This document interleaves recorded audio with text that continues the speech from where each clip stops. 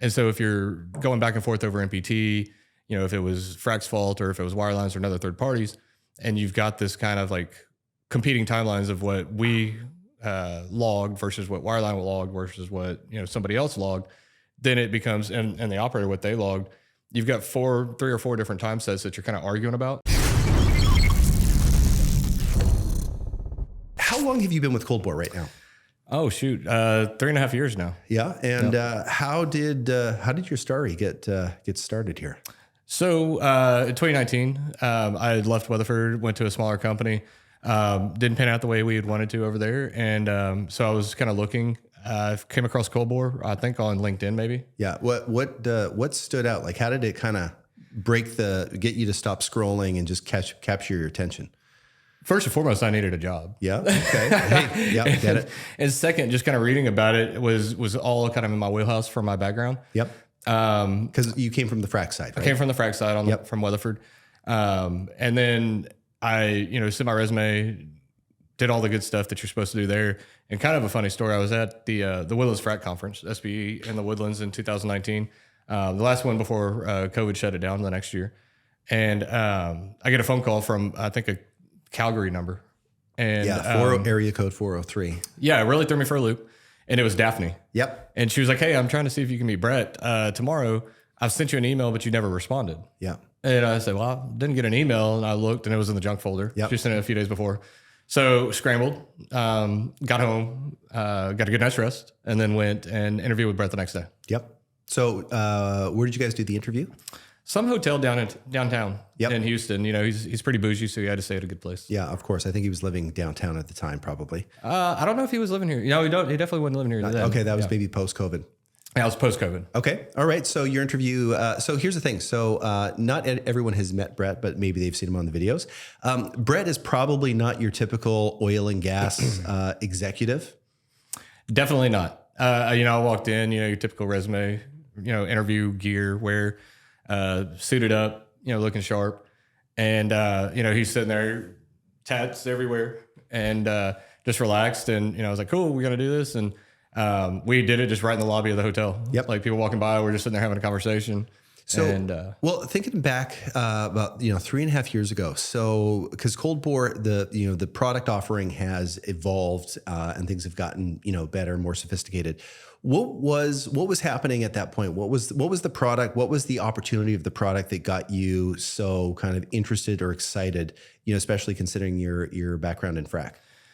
Just the sheer amount of data that we were getting at that point, the time log, the timestamp. And referencing it back to my experience, that was something that we had kind of skirted around a little bit at Weatherford back in the day. Yeah. Especially when you had what we called integrated projects where you had, our frac crew and then a Weatherford wireline company out there and trying to establish the proper timeline for MPT tracking and things like that. Yep.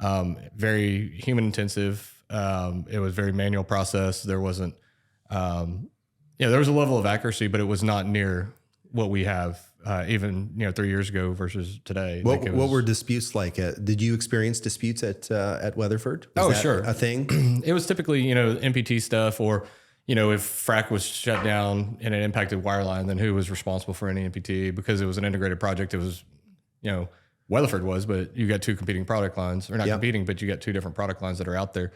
And then if you had a different wireline company and still trying to do some pad timelines was just kind of a futile effort, right? Why would you want to, or what was the goal to try to aggregate, kind of all of this data and get it together? Like from your perspective, from a frac, running a frac job, how were you guys looking at it outside of being able to, maybe deal with potential disputes? Like I imagine you guys were probably trying to optimize your job in some way. Optimize the job. Absolutely. Try to, get more efficient, pump more hours in the day, more days in the month. And then secondly, like, your, day sales outstanding, how quickly can you get your invoices in? How quickly can you get them approved to figure out how quickly you can get paid? That was a pretty, substantive effort to try to like draw those draw those days down as much as possible. And so if you're going back and forth over MPT, if it was Frac's fault or if it was Wireline's or another third parties, and you've got this kind of like competing timelines of what we log versus what Wireline will log versus what somebody else logged, then it becomes and the operator what they logged.